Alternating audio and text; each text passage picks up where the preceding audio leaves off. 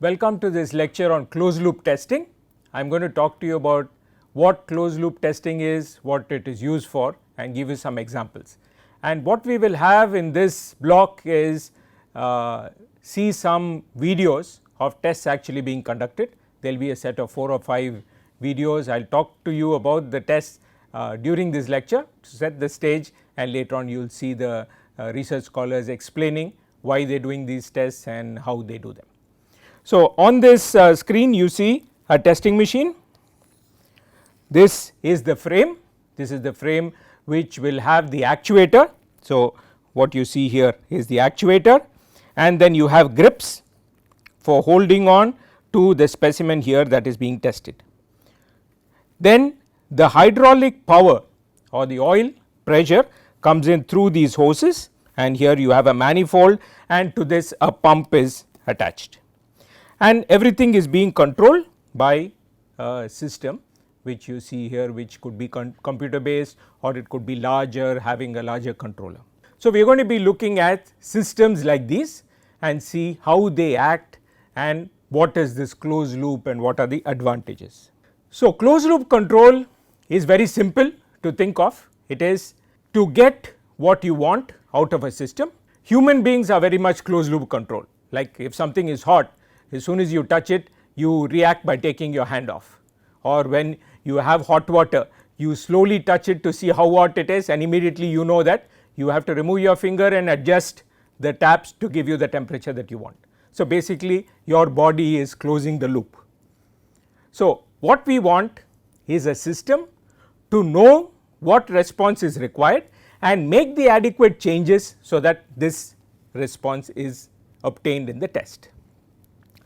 So, we can say that closed loop control is the process by which a desired response, the response that we want in a test, is obtained from the system. Here the system is the testing machine and the specimen also, and what the system does is keep modifying its input to give us the response that we want. So, the system itself is modifying the response, modifying the output to give us this response. So, that is what is called closing the loop, and the first applications of testing in testing systems were done in 1940s, where a machine was set up by Bernhardt which could control the load, loading rate, displacement and displacement rate. Okay. And more recently this widespread use of closed loop control systems happened in Minnesota in 1960s and concrete by Swartz in Kansas State University in 1970s. So, they were the ones who started using these type of systems to control tests on rock and concrete, which are brittle materials, but we would like to know what is the way these materials fail. So, machines were created or machines were set up so that you could get the response in a stable manner. We talk about systems, and as I told you, for the general purpose, a system is a group of elements which are interacting, which can affect the response of the other elements. Like if the behavior of one element changes, then the other elements also are affected. So, that together is what we call a system. And in terms of testing, a testing machine, the system is the test frame. I showed it to you in the first slide, having the actuator. Actuator is what applies load or displacement, the controller which tells the actuator how much to move. Transducers are sensors or elements that can give us the response, measure the response, and of course, the specimen, which is your test element, what you want to subject to the loads that you want and find out what the response is. So, what we tell the machine is a set of loading functions. We would say that the load has to increase in a certain rate, the load has to increase, stop, decrease, the strain has to increase in a certain way, or you will have to cycle the displacement or strains. All these are loading functions. So, we tell the system that this is how the test should proceed. The outputs are what you read out, the data that you get for further analysis and for understanding the behavior. These come as signals from the sensors or transducers. that we can place on the system, on the specimen, between the specimen and a reference, in order to know how much the specimen is displacing, straining, moving, rotating and so on. So, those are done by transducers, which will tell us if we are getting what we want, that we defined with the loading functions. So, we look at what is the difference between open loop and closed loop control. There are many systems, many testing machines which are open loop, where there is no feedback going from a transducer into the controller. So, you will have a function that we prescribe, say that the displacement should increase in a certain rate or the load should keep on increasing. So, the controller picks up whatever function we put and defines a set of signals that will control the process. The test goes on, and finally we can get whatever we want to measure using the transducer that you want.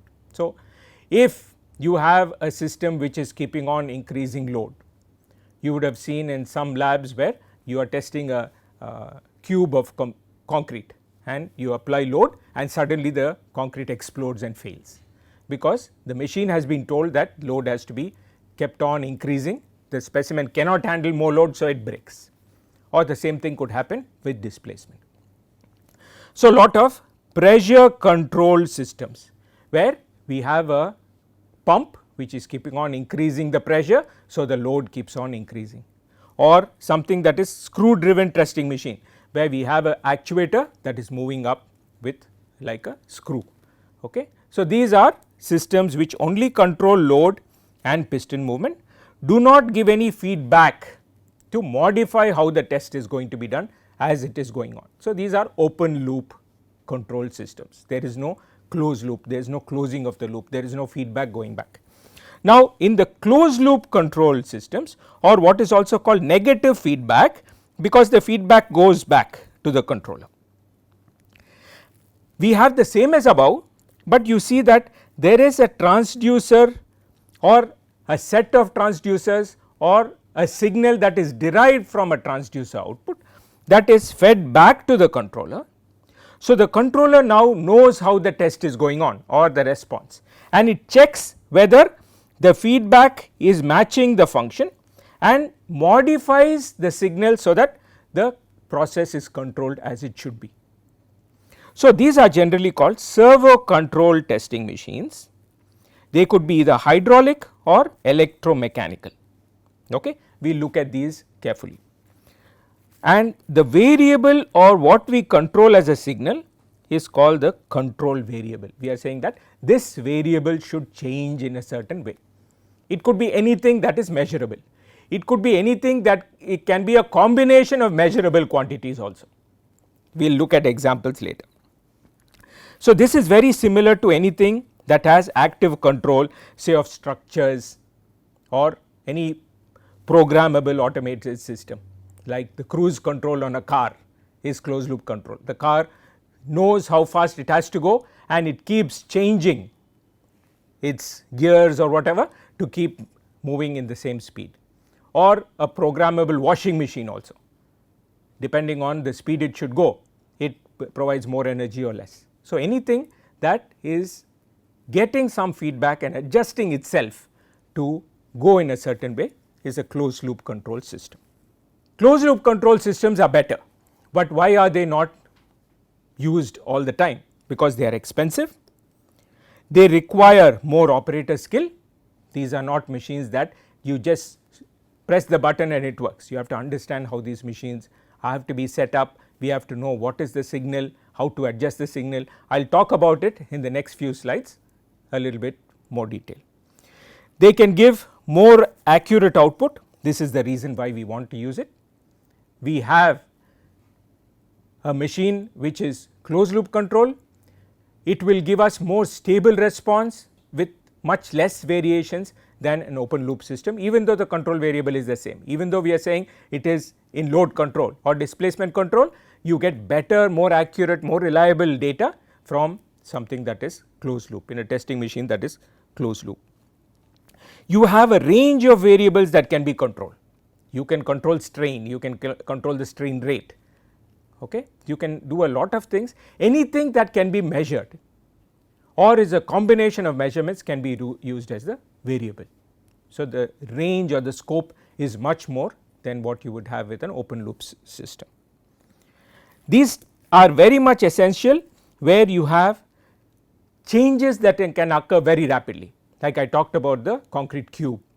So, when we are testing concrete, beyond a certain point the specimen deforms so fast that the machine has to react very fast, otherwise you lose control and you have this crushing or this explosive failure that we have seen. Or similarly, when you have a beam unreinforced concrete, testing it, beyond a certain point the crack propagation is so fast that the specimen has to break if you are not able to control fast enough. So, here you can imagine that you are pushing, but when the specimen is breaking you either push less slowly or you push back, take the actuator back so that it can deform slower and does not suddenly break apart.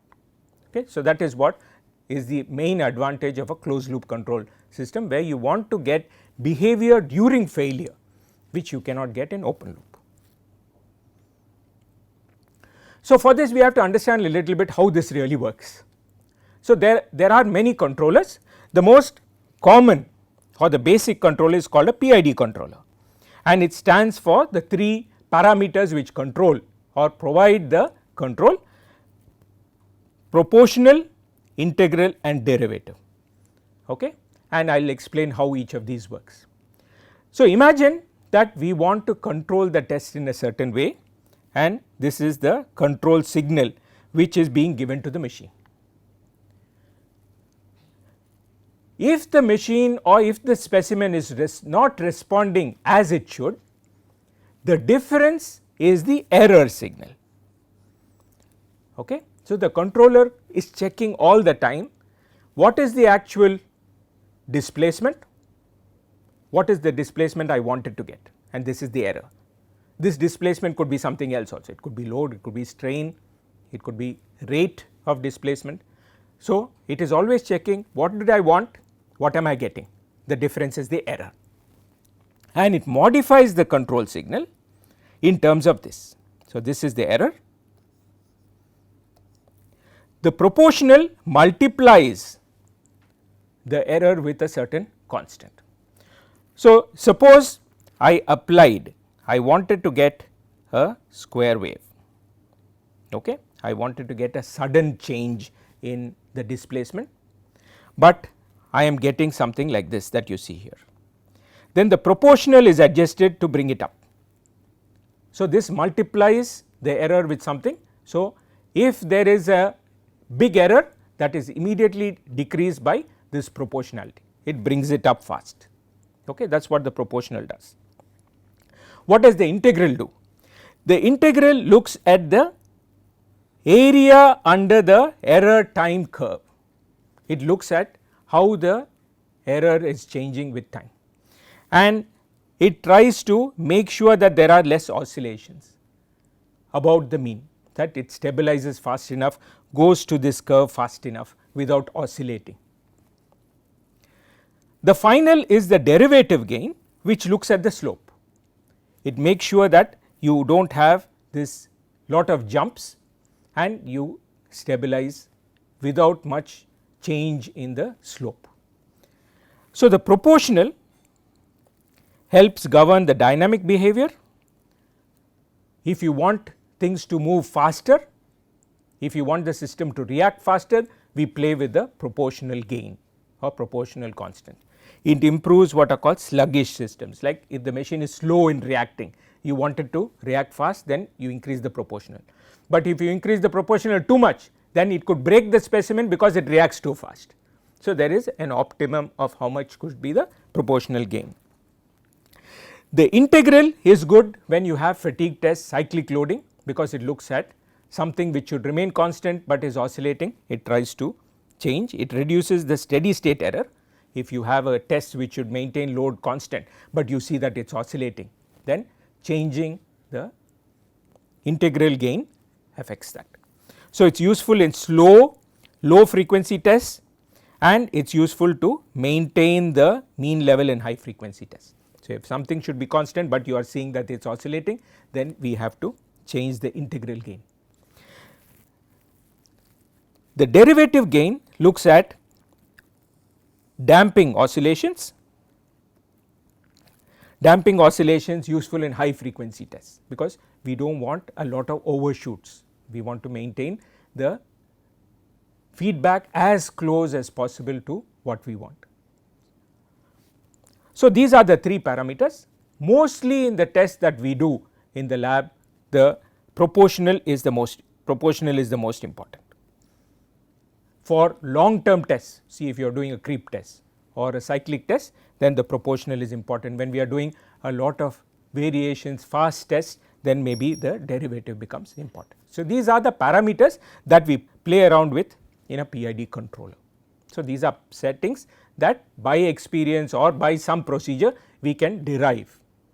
What is often done is you set up an oscilloscope, put a square wave on the specimen, a loading like a square wave, and see how it reacts, and then you play around with the PID so that you get the signal that you want.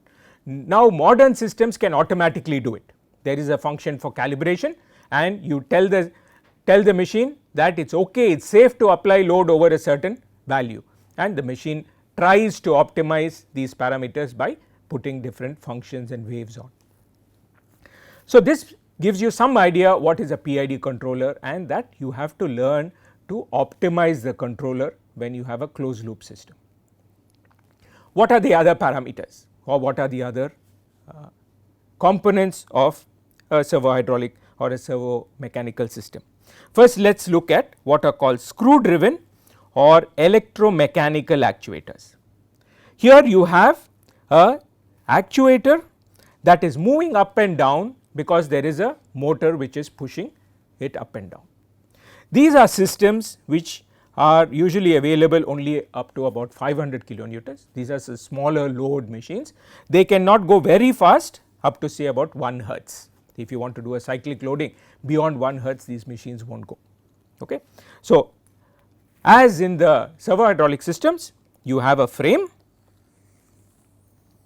something that the specimen and the actuator can react against. So, you have the columns of the frame, and then you have a top and a bottom plate, and then you have the system for applying load. In this case, you could even have the columns moving up and down, turned so that the plate at the top plate goes up and down and applies the load or releases the load, and here you have the specimen. And the servomechanical system uses a servo motor with an encoder to tell how fast or how slow the motor should turn, and depending on this the specimen is applied more load or less load. So, you have a system here which is doing the control, and you could have something like a PC which is giving the function. Okay. So, in a servomechanical system we have an actuator that is driven by a screw. So, it can go up and down, it is being pushed up and down just by using a motor to turn a screw which will push the actuator up and down. More common are servohydraulic systems which have a hydraulic actuator. There are 2 types of hydraulic actuator. The most common, which we use in most purposes, is a single acting actuator, where you have a chamber with oil under pressure, then you have a piston that is pushed up depending on how much pressure you apply. Okay. More pressure, more load is applied, and the piston can go up. The single acting actuator only goes in one direction. It has to depend on gravity or something else to push it back. However, a double acting actuator can go either way. It can push one way or the other, because oil can go in to the chamber this way and come out or go in this way. Okay. So, most servohydraulic systems will have double acting actuators, because you want the piston to go in one direction and maybe stop and even reverse fast enough and not just depend on gravity to do this. So, a servohydraulic system will have a double acting actuator, and these ports for the oil are connected to what I call the brain of the servohydraulic system, which is a servo valve. So, the servo valve is getting the signal from the controller. So, the controller is somewhere here and it is telling the servo valve to send in more oil in one port or the other. And how it does is it moves this spool which is connected to a pump. So, oil is coming in from here, oil is coming in through here at a constant pressure of usually about 21 megapascal. Okay. So, the pump is not changing its pressure.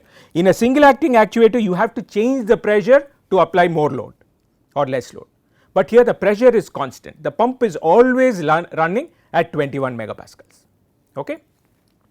The variation whether the piston goes up fast, slow or goes back is how much of oil is going into one chamber or the other. Okay.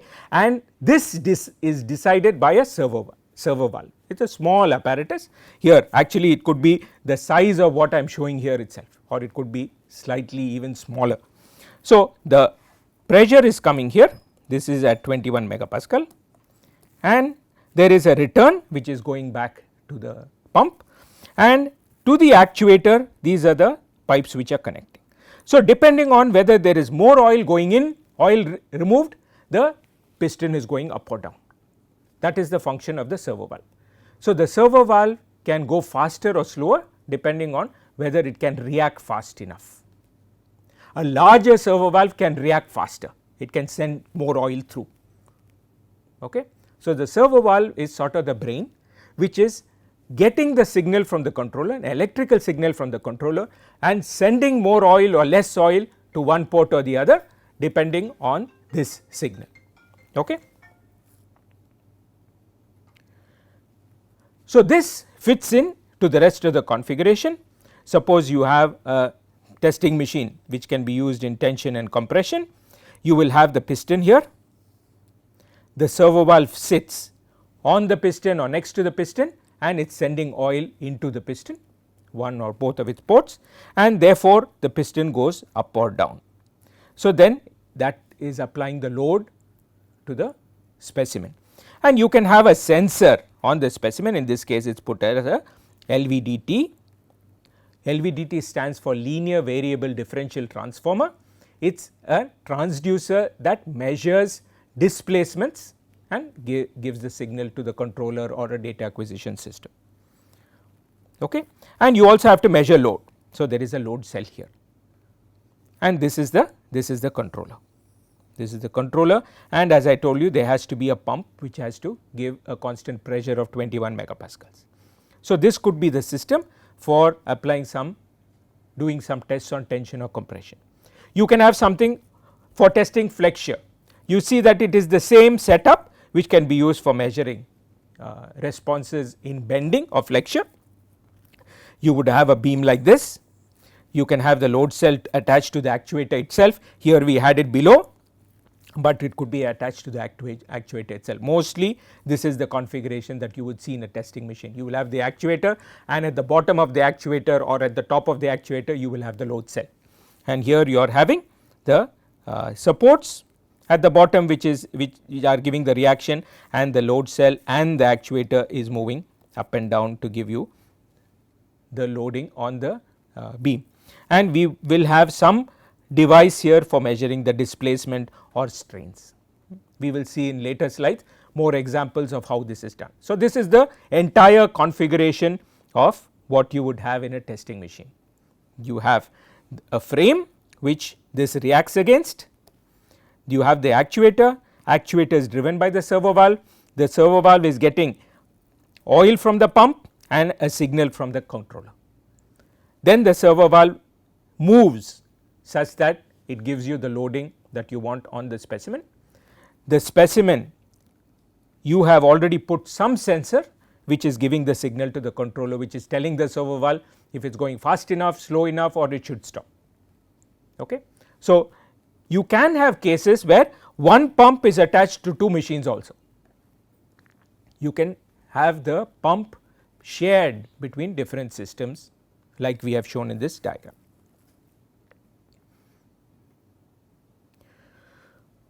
Going back to the electronics has a function generator which is defined by the user. We tell the function generator whether some variable should increase constantly, at what rate it should increase, if it should increase stop and come down or go up, should it change the rate as it goes during the test. So, that is what the function generator is doing. The controller could be analog or digital. Now, mostly they are digital, very rarely maybe in old systems you will find analog controllers, mostly these are digital controllers like based on a computer, which are closing the loop at about 5 kilohertz or faster. That means 5000 times a second the error is being calculated. So, you can imagine how fast this is happening. So, it is much faster than what an operator could do. Sometimes we find in some labs where the operator is trying to change the control such that you get the velocity or the machine stops or not. This system acts at 5000 times a second, which obviously no human being can beat. So, that is why the system is able to react so fast and give us the signal that we want or the response that we want. We generally should have a sensor giving a signal, because we have to measure something to provide the feedback. This signal should not have noise, very low noise. Generally we say the noise should be less than 0.25% of the transducer range. It should not drift, meaning that 0 should not keep on changing by itself, it should be stable, and it should have the right polarity. This is very, very important. And what does this mean? That it should tell the machine whether the actuator should move in one direction or the other. The machine may not know if you are doing a tension test or a compression test or a bending test. For it, it has to react in a certain way. And you can imagine that if you have a specimen that is undergoing compressive load, the transducer will close, right. So, you can tell the machine if the transducer closes, that means that I am applying compressive load. If instead of compression on the same thing I apply tension, then the transducer opens. So, you have to tell that, give the right polarity so that the specimen is stretching, and that means the system knows that it is applying tension. But what happens when you have bending? When you have bending and say you have a transducer here, when you are applying load, almost like in compression, you find that the bottom is stretching, which is similar to what you saw in the tensile test. So, if we do not tell the machine that the polarity is different, it will react the wrong way and break the specimen.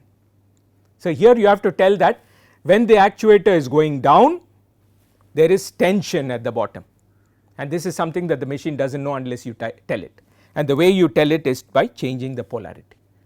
So, lot of times I have seen tests where the specimen is put in and it just breaks when you start the machine because the polarity is wrong. Okay. So, it is very important the machine knows which direction it should move to give you the loading that you want, otherwise it could go the wrong way.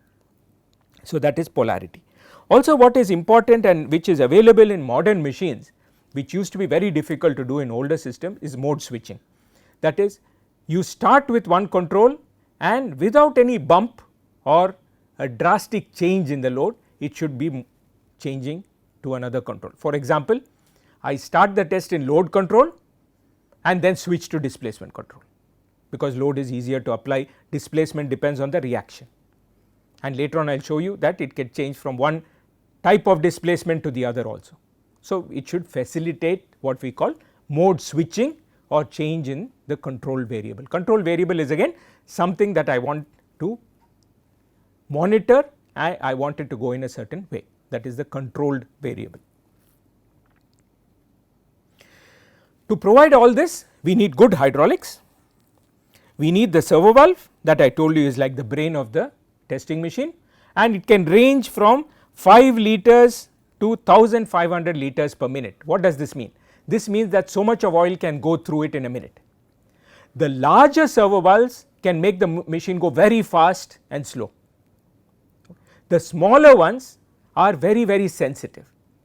So, if you have low loads and very slow tests and you have a system which can break very easily, you will go for a smaller servo valve. So, it is not always good to go for a very large servo valve, you will not have sensitive control and the machine will not be able to apply small loads, small displacements. Okay. So, the servo valve has to be sized accordingly depending on what tests you want, and larger servo valves are also more expensive. Along with a servo valve, we have something called an accumulator. Accumulator can provide lot of oil in a sudden burst. It is basically like a cylinder which has oil under pressure, and when oil is needed because of a sudden movement, the oil comes out of the accumulator. So, you will see in a testing machine always that there will be an accumulator. These are like these are small tanks, cylindrical tanks which have oil under pressure. Then of course, the actuator is what is actually applying load, and there are actuators which can go up to 30 meganewtons or even higher. These should not have lot of friction, because you can imagine that if the actuator has friction, it is not really transferring the load that you want, not moving fast enough. The velocity depends on all this, the servo valve, the pump and the accumulator, how fast or how slow the piston can move, how fast can you do tests, what is the highest frequency of tests that you can do. So, when you are buying a system, you should ask the supplier to give a displacement frequency curve, how fast the displacement can be applied, how fast the load can be applied, so that you know how fast the system can react. So, we have looked at the different components of the servohydraulic systems, and let us also try to understand the mechanics of what is happening in a test, so that we can choose the right configuration as much as possible. So, a little bit about the mechanics. The testing frame, or what the actuator is reacting against and what the specimen is reacting against, should be as rigid as possible.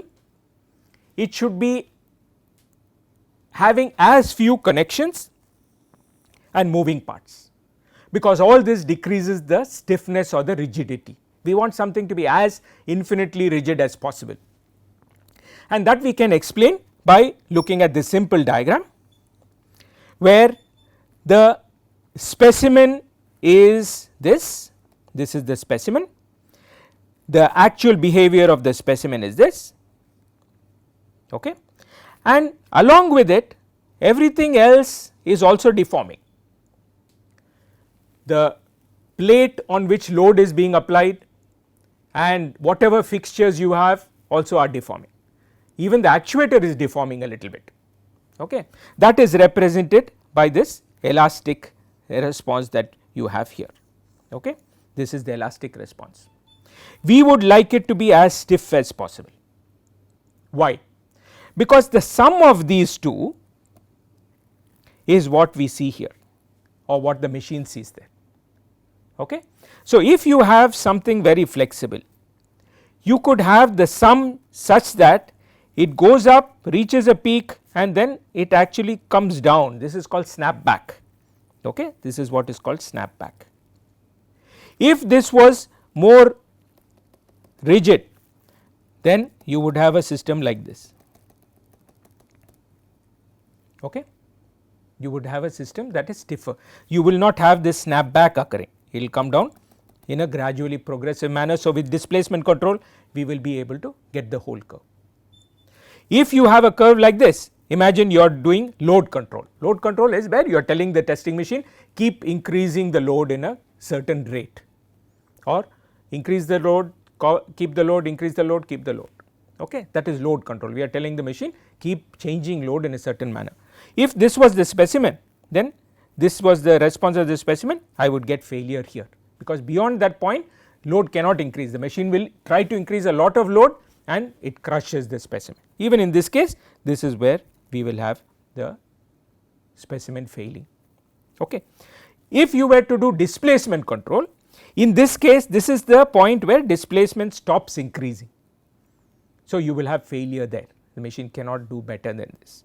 But if you had a curve that was constantly going down like this, because you had a stiffer response here, then you will have a smoothly increasing test. Okay. So, that is the reason why everything other than your specimen should be as stiff as possible.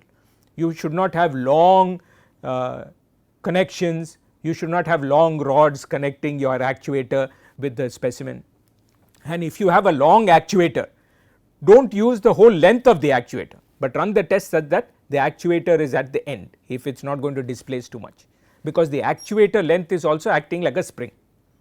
Okay. So, these are few things that if we remember, we can have the test being more stable.